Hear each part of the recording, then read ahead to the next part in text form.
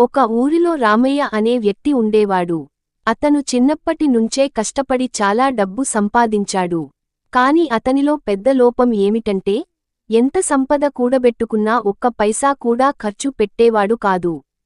తినడానికి కూడా పరుల ఇళ్ల వంట తినేవాడు గాని, తన ఇంట్లో పొయ్యి పెట్టేవాడు కాదు.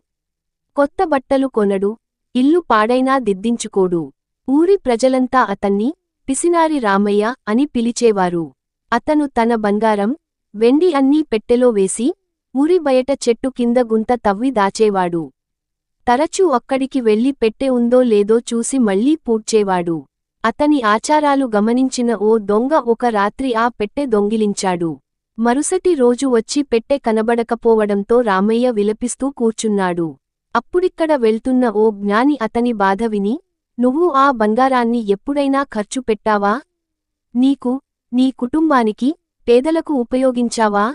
వాడని ఆస్తి రాళ్లంతే. నీ దగ్గర ఉన్నా, లేకపోయినా నీకు ఒకటే" అని చెప్పాడు. రామయ్య తన తప్పు గ్రహించి, డబ్బు వాడినప్పుడే దానికి విలువ ఉంటుందని అర్థం చేసుకున్నాడు.